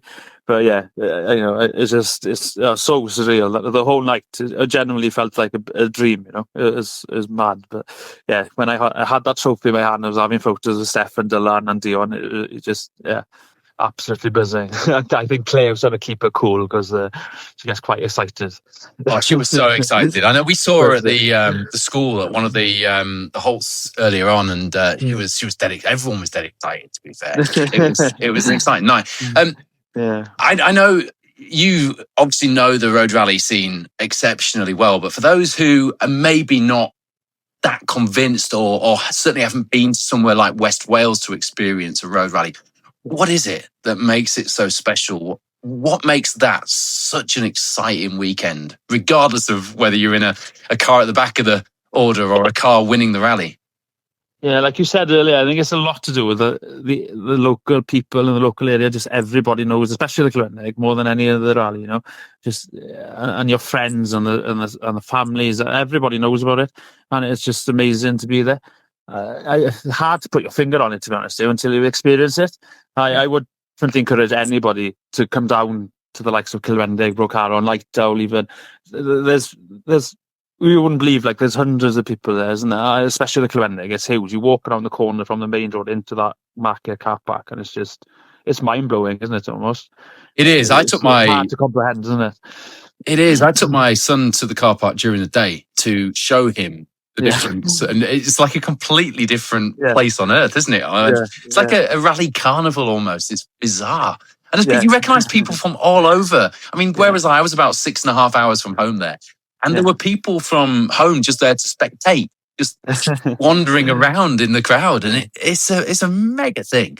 Yeah, I think the 𝘊𝘆 also brings out people that probably aren't proper rally fans, but they will go just because it's the 𝘊𝘆. I've got family that don't really follow rallying, but they will come to the 𝘊𝘆 car park and they'll have a catch up with friends or whatever, and then come to see you and wish you luck. And I think 𝘊𝘆 just hits different. You know, it's such a history to it. And everybody knows it. And also during the night as well, you rally down a section of the road and you go into a farm and there'll be like a random entrance, and you'd have an old couple, probably the 60s, 70s, 80s, sat there drinking a cup of tea, you know, waving you past in the middle of the night, which is, I still find bonkers that you'd get up that time of night just to watch the cars go past no matter where, you know. Yeah, and you're right. People sit in the gardens, and the only time I've ever seen that is really on places like the Manx or the Jim Clark, where they'll sit in the gardens. And we have to also mention that this year had another very special meaning to it, because, of course, it was the first one without Dai. And we'd had that wonderful tribute the night before, hadn't we, with the forum raised £33,000 or something. That must add a little more to it in a very sad way, but it makes it more poignant again, doesn't it? Oh, definitely. Yeah, you know, Dai himself won the rally, and to win the rally that was in his memorial was special. You know, he's such a big name in road rallying stages, forestry, tarmac. Everybody knew Dai, didn't they? And you know, he won the rally as well. You know, he's on the trophy forever, and people will remember that, won't they? Yeah, no, they will. So this year's 𝘊𝘆, I'm presuming you'll be back. I think we're better, isn't it? well, how do you prepare differently? You try stop the young from coming down there. Well, I bet. There's a lot of luck involved in a rally like the 𝘊𝘆. It's more than stage rallying. It's not about blistering pace. It's not even about being absolutely meticulous on the navigation. It is a lot of luck as well, isn't it? And how do you prepare to defend that? I mean, I spoke to Chris Richmond-Hand about this, and he had a few funny stories about how he'd prepared for the second one to keep his nerves down and stuff. How do you prepare for that? I know you're not there yet. I don't really know, to be honest. Breaking down Saturday night hasn't helped the preparation anyway, because we aren't going to do many this year leading up to it. So I'm a bit nervous with the car now, so I need to get that sorted. But yeah, you just got to go through the car, spend a bit of money on it, and keep calm, I suppose, on the night, isn't it? And not get overexcited or do something silly and chuck it off the road or whatever. We'll just have to enjoy it as well. That's I really want to enjoy part. it. I think, like I said, and I think we'll be first in the queue for scrutineering and then get packed up and just soak it all in, isn't it? I'm so pleased that you said that, because I actually tried to make that event slow down as much as I could in the car park. Yeah. I sat in the car at points and just watched people and just thought, I can't believe I'm part of this. I just want to enjoy every minute of it. Definitely. I'm like that with every rally, to be honest. I had a long break from not doing road rallies for 11, 12 years, and I've come back to it a bit older, a bit wiser maybe. And you just want to enjoy it a lot more and take it all in. I turn up quite early, to be honest, to scrutineering, everything sorted, and then just sit there and enjoy, catch up with people. As you get older, you don't tend to have the massive friend group and closeness maybe, but you tend to see them on the rallies and try and catch up and have a good chat in it. So yeah, I can't wait till the 𝘊𝘆. It'd be amazing just sit there and I'm sure we'll have plenty of people to talk to. Well, I can't wait to drive down that coastal road and see the view as you see 𝘊𝘪𝘀𝘀 coming into view, to know that I'm heading into 𝘊𝘪𝘭𝘺 country. Thank you for chatting to me, Gethin. I know this is out of your comfort zone. You don't really like talking about the win, but you deserve to. And I think it inspired me and others as well to see you take the win and be so emotional about it. So good luck for the rest of the rallies this year. I'm no doubt I'll see you soon. Brilliant. Thank you, Paul. Thank you very much.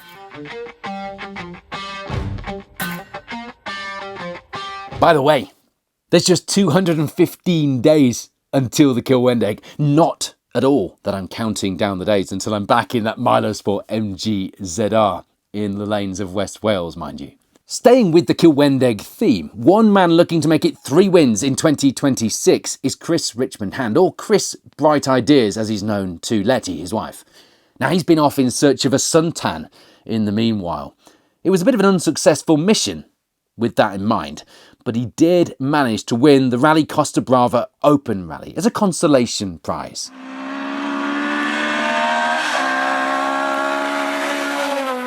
Chris, Bright Ideas, Richmond-Hand. It doesn't feel like 5 minutes ago we were sitting in my road rally car heading out to East Hull looking for a recce car for you. And I would say you've been and got a suntan since then, but I don't think there was much suntan to be had in Rally Costa Brava, was there? No, unfortunately, it rained the whole time we were there, pretty much. Oh, well, it's a good job you weren't going for a holiday then. Yeah. Well, I packed shorts and sun cream. We didn't end up using them, so... I started this podcast and people have asked me for all sorts of things to be featured. And after the weekend, I've had more people saying to me, you've got to speak to Chris Richmond-Hand about that result in Spain than anything else. So I figured I'd better get on the phone and ask you about that result in Spain. Yeah, it's still a bit of a shock for us, to be honest with you. We went there, we sort of just did our own thing, and we came away with it, which is cool, pretty cool. But yeah, it's still a shock.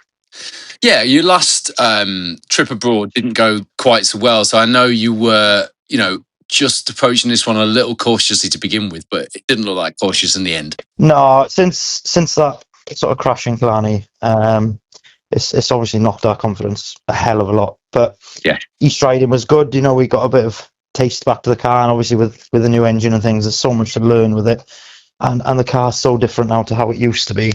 But yeah, we were fortunate that it rained in Spain, I think, because the first stage that we had, it was fog, rain, it was everything. It was proper road rally territory, and yeah, it worked in our favour massively.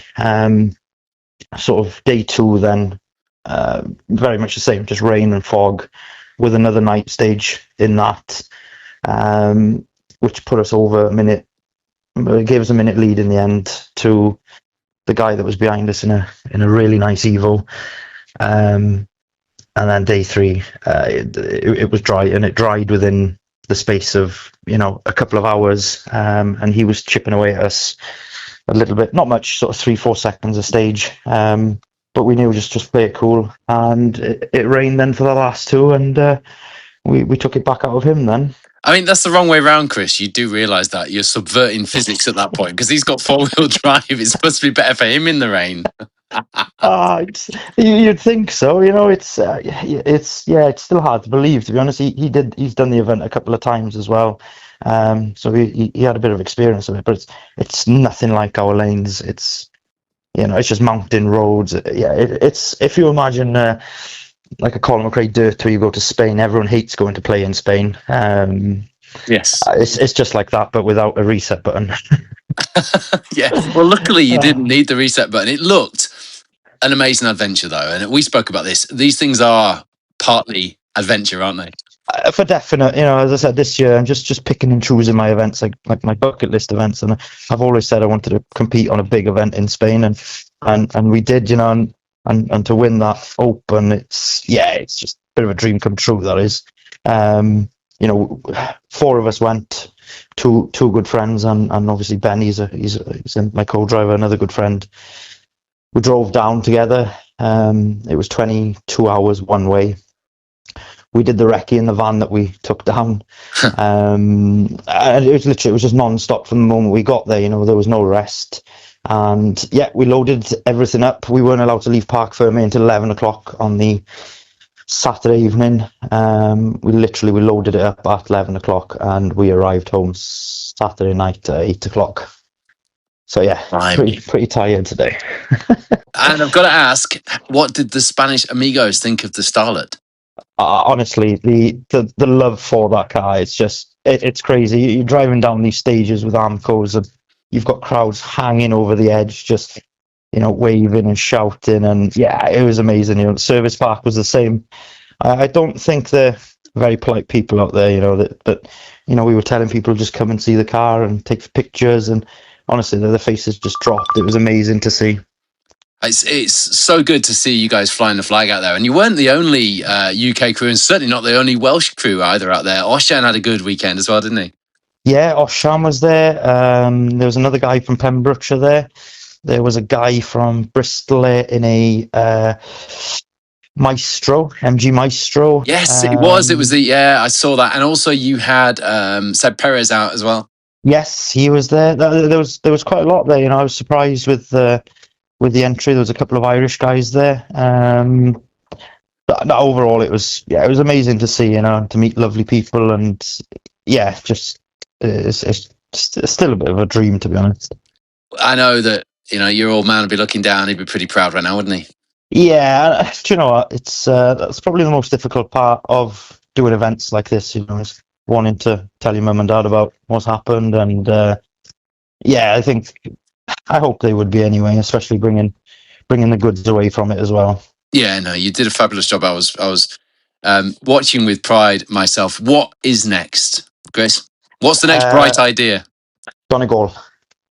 Nice. The Donegal is next. Another one that I've always wanted to do. And yeah, there's a, if you're familiar with Snapchat, there's a filter on there that my mechanic keeps on going on about that he wants to use out there. So I'll send it to you after this. You can hear it. I'm not nearly as cool as you, so no, I'm not on a Snapchat. But I can only imagine. Snapchat, jeez. Good luck navigating your way around the Donegal, and good luck navigating your way around Snapchat as well at your age. Yeah, I'm still learning that. That's I think I'll stick to WhatsApp. It's fine. Congratulations, mate. Great result. Thanks for joining me. Thank you very much, Paul.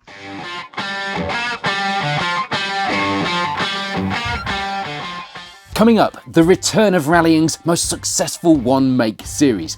And we'll run a sweepstake for how many door mirrors I'll forcibly remove in a rallycross car this weekend. But first, model rally cars are becoming big business because we don't mind telling the world that we're rally nerds anymore, do we? And one man who is making great strides in that world is Mark Johnson.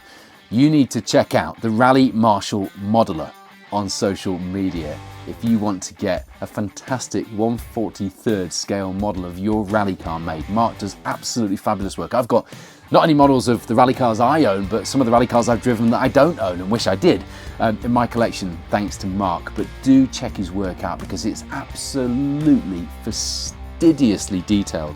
He's just done a big run of TR7 V8 models for David Appleby Engineering, which you can buy from DAE actually, but really great work. If you want a rally model, Mark Johnson, the Rally Marshal Modeler, is the man you need to speak to.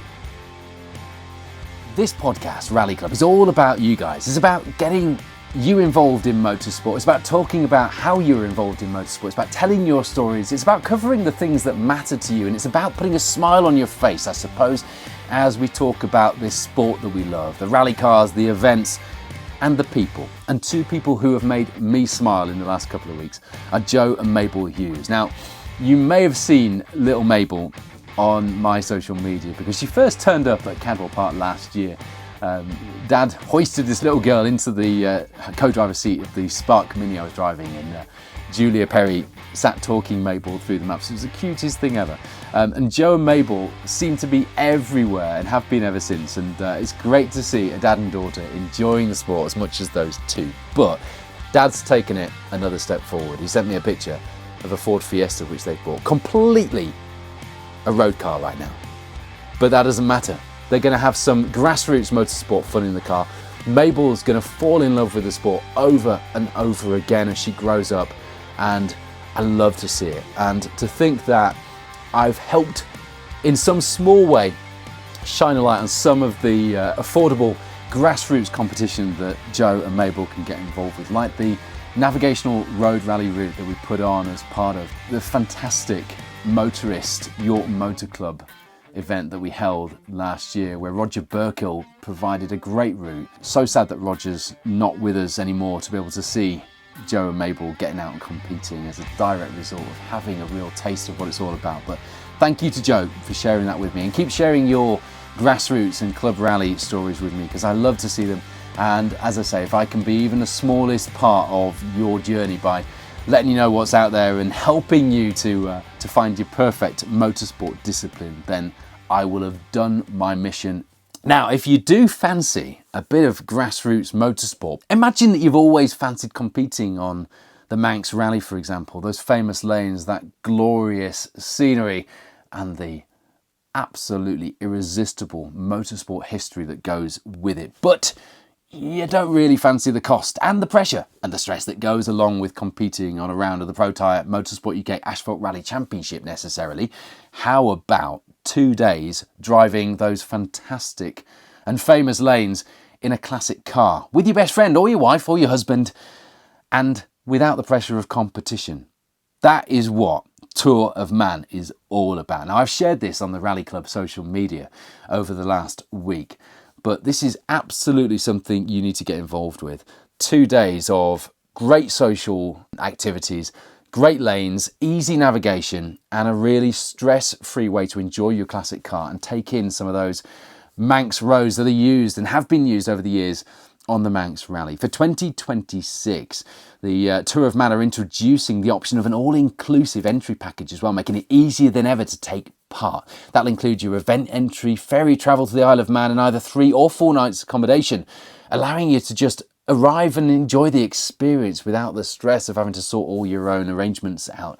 Now, I'm told it's around about the £600 mark all in, which is really good value for a weekend away, including accommodation, isn't it? But don't quote me on that, because the figures haven't actually come out yet. The event's going to be based at the Best Western Palace Hotel and Casino in Douglas, a great location, with the tour starting and finishing from the hotel every day, providing a central hub for participants throughout the weekend. A few highlights for you: 2 days of scenic driving, carefully planned touring routes across the Isle of Man, non-competitive and enjoyment focused. But believe me, you'll feel like you're driving a rally car on those Manx Rally lanes at every point. And the event's going to be based in Douglas, which is right at the heart of the Isle of Man. You've got the optional all-inclusive packages, as I've mentioned. And do you know what? I'm staring right now at my little brown Clan Crusader, and I'm just wondering, what if? If you're wondering what if, make sure you check out the Tour of Man social media.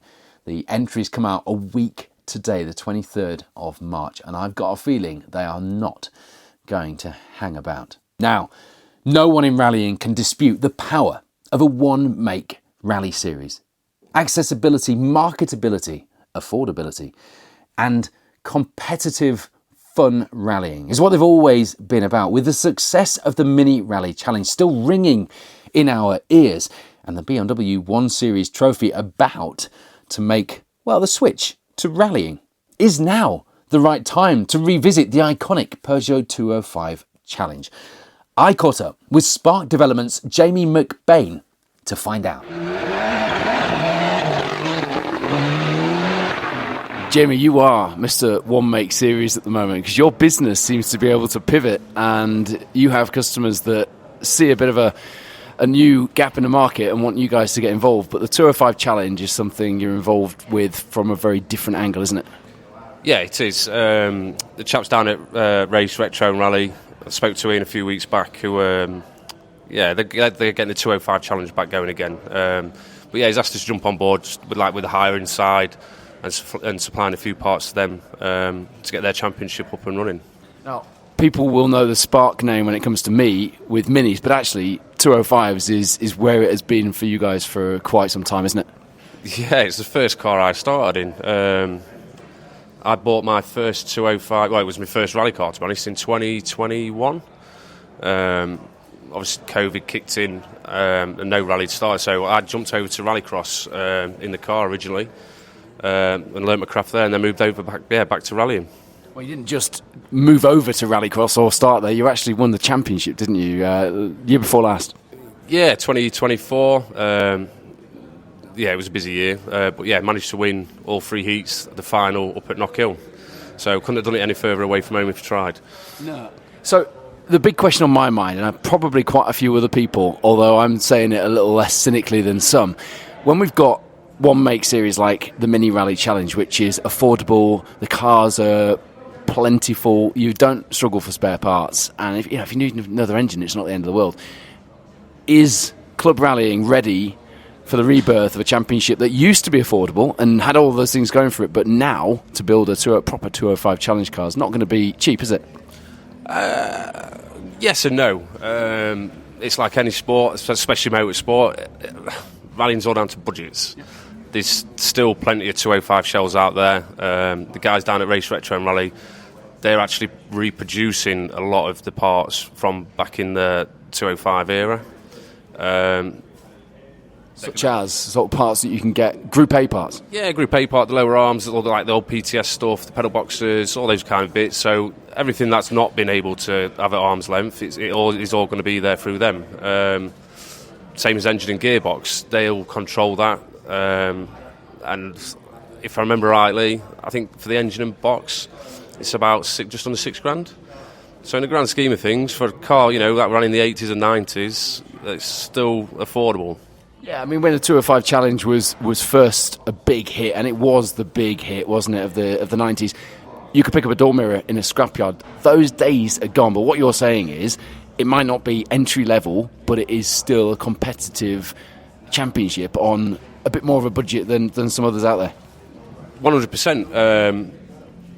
The plan is obviously for those guys to get that challenge up and running, but look at what it was back in its heyday. Will it ever be like that? No, nobody knows, but it'd be awesome to see it back like there. There were some big names come through that challenge: Colin McRae, Richard Burns, Johnny Milner, all those old boys. It'd be good to have some names back out there. I'm pretty sure Johnny Milner will throw his name into that if it does kick off. Yeah, I mean, the historics have started to clamber for the 205 GTIs. We saw it on the Roger Albert Clark. Where's the audience going to come from for this? Is this going to be people there are plenty of 205 Clubman cars out there. Is this going to be aimed at them? Is it going to be people wanting to build a car and sort of get back on the nostalgia? Where do you think the main audience is coming from? My personal opinion, I think it's the nostalgia side of it. Like I said there, the historics, there's a lot more historics coming out now. Look at the championship, what ran last year, with the changes in classes and stuff, and obviously the allowance of Subarus, the Evos. Look at Lepley's in the Galant, he's doing really well in the Galant. So it's evolving, so things have got to evolve with it, and I think the 205 would be a good base level car to get back out into the woods. $1 billion question for me: will Jamie McBain be lining up on the start entry list for the 205 Challenge? As much as I'd love to, there's not enough hours in the day. No, I'd rather be on the other side of the fence for now. But no, it will be a good championship. It'll be strong, and I do think the numbers will be there. And where do people need to go to if they want to find more information for this, or they want to get parts ready to build a car? Race Retro Rally. Speak to Ian Collins. Very nice, approachable chap. Those guys down there, they've put a lot of effort into getting this championship up and running. So. Yeah, they know as much as me about Peugeot, so yeah, they're the guys to go to. Well, if Spark Developments are involved, I've got a feeling that it's going to go somewhere. Good luck. Cheers, buddy. Thank you. Conceived in 1967 for a TV audience, Rallycross became one of the most popular sports in the UK. It wasn't unusual for kids to bunk off school in Louth, in Lincolnshire, to go and watch Rallycross at Cadwell Park. I know that because I've spoken to some of those kids, and I have to tell you, they haven't grown up one bit since. It's one form of club rallying or club motorsport that I haven't tried. It combines racing, rallying and autocross, and it's something I've watched since being a kid. We'd always go and watch either at Blyton or at Cadwell or at Croft. And Spark Developments, well, had to save up. in order to pay for the number of wing mirrors it will take to get me through Heat 1 at Blyton Park this weekend. Look, it's all new to me. I'm learning about the intricacies of rallycross because I've watched as a spectator and rallying has been my thing. So I met up with Jordine Crooks, who runs the brand new Minicross Drivers Association Championship, which has 3 rounds running alongside the 𝘊𝘅𝘐𝑎 Clubman's Championship, 2 at Blyton, 1 at Knockhill in 2026, with a real focus on fun, but with some real variety as well across the classes. To find out what it's all about, and I am taking you guys on this journey with me. Jordine, I said to you the other day that my world has changed since meeting Jamie McBain, and now when someone says, "Are you ready?" I don't really know how to answer that. Am I ready? You'll be ready after the first 2 hours, maybe. Your background is very much rallycross. I've met you through rallying, through the crossover with Spark Developments, and I want you to just give me a bit of a feel for what this new 3-round accessible championship is all about. So the MDA Championship was designed on the back of a lot of comments about control tyres and restrictions to entering club motorsport. So we took it upon ourselves to design something slightly new that removed that barrier and people could do it at relatively low cost in the north of the country. How are the entries looking? Because you've got a myriad of different classes, lots of variety, haven't you? Yeah, so we've got 46 entries now, expecting a couple more over the next few days. You always get a few stragglers at the end. A nice spread of cars across all the classes between 6 and 9, so it should be a good day. Few nuances for me to learn about rallycross compared to rallying. I know in the heats it's not position that counts, it's race time, isn't it? But that's essentially the same thing, isn't it? For you it will be, yeah. We've just got one heat at BMW Mini, so you'll be a grid of 6, so really your finishing time will be your position on the track. Of course, so if you've got different groups within the class, of course, then that's when the race time counts. I get you, because I was trying to work that out. I was thinking, but surely if the guy ahead of you finishes ahead of you, he's got a better race time. Yeah, so Supermod, for example, we've got 2 grids of those, so we're running 10 cars, so we'll have 2 grids of 5 to reduce damage in the heats, and then we'll go to a 10-car final, so for them it'll be about times. Could you do something to reduce damage in my final? I could try. I am worried about door mirrors. What do I need to bear in mind? I've watched rallycross all my life, and I'm one of those people who's usually at Croft. I've sat there and watched at the first corner, knowing there's going to be mayhem, especially in the supercar class, and just looking for it. I'm going to be looking for anything other this time. No, very much first corner. Blyton's quite small, so you just need to be aware of the different corners and the pinch zones. For example, when you come off the loose, it's really tight back on yourself, almost like a hairpin back. So that can get a bit exciting when you're all together. But yeah. And you've got some sponsors on board. You're trying to do something a little bit different. You're running alongside the 𝘊𝘅𝘐𝑎 Clubman's Championship. I know those are guys that you know well. Yeah, so I run both. So I coordinate the 𝘊𝘅𝘐𝑎 Championship, so taking to them a new championship that is not in competition, is what I keep saying. So you're keeping that hat on as well? I thought you were maybe dropping that hat. No, I'm keeping both. I don't think I could get rid of the 𝘊𝘅𝘐𝑎 hat if I tried. Well, I have tried, they say no. So we're running alongside, so both will fit with me, really, yeah. I love the 𝘊𝘅𝘐𝑎. It is a real backbone of UK motorsport, and the fact that it is involved in everything from trials through to stage rallying, through to rallycross, is fantastic. It's a championship that is all about people, isn't it? Because there are some people behind the scenes in the 𝘊𝘅𝘐𝑎 without whom British rallying and rallycross would be very different. Yeah, it's a great organisation. There's not as many people behind the scenes, I guess, as you'd think. Yeah, you've got your individual committees for each discipline, but the council and the board of directors, which I also sit on, is quite small. So to keep that moving and do what they're doing with different disciplines is great. Fair play to you, because this is your life. You put so much into this, you and Todd. And I know even when you're out rallying, Todd's out doing 12 cars and doing other things. The pair of you are always doing things.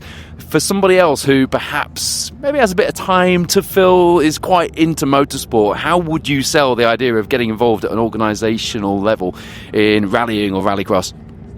I've never been asked that before, Paul. I would probably say start small. Pick someone local, friendly, a nice club, and see what you can do. We've done a couple of taster sessions at Blyton, for example, so if you want to be an event secretary, come and stand with me. If you want to try race control, try that. So try the small clubs, small championships, and see where that goes. What do you get out of it? It must be quite rewarding. It's really rewarding. It's nice when it's going well. The start of the season's always slightly stressful, but as you move in through the year and you start to see the results come through and the feedback's good and it's growing, that's the most rewarding thing, I think, for any championship to grow in the current times is a big deal, right? And we're definitely seeing that in Rallycross, and the MDA thing is just strengthening that. At the moment there's only 7 championship registrations, but there's 7 people we wouldn't have had out otherwise, and I think that's really empowering. Jordine, good luck with this new championship, and thank you for all you do behind the scenes, and thank you for having me involved. Thank you, Paul.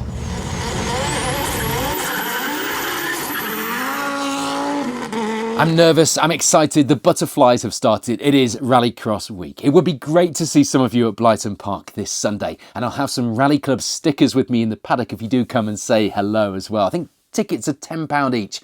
The gates open at 7 a.m, practice from 9, and then all hell breaks loose from there. Next time on Rally Club for SS3, I'll put your questions to Motorsport UK Rally's manager Jonathan Jackson.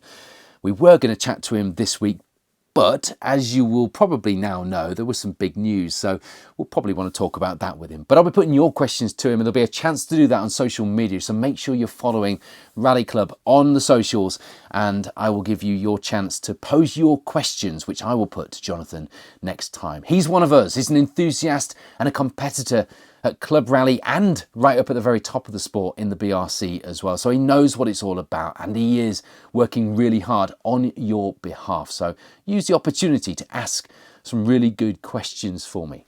I'll also try and coax a couple more rally stories out of my mum, and I'll also try and coax Sam Collis, by the power of San Miguel, back to the pub for some of his hilarious rallying adventures. Who knows where he's got his head stuck since last time. And I'll have lots more Club Rally stories, news and content.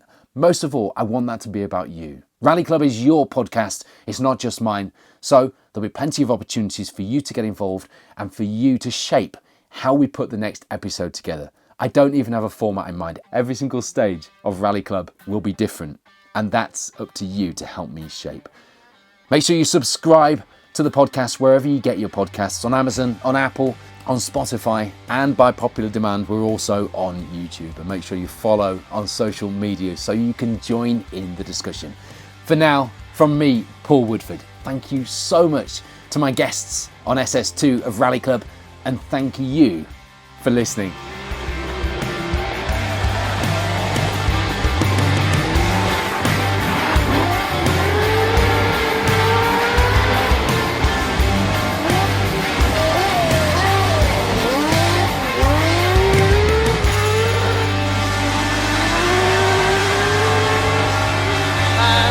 Left on the finish.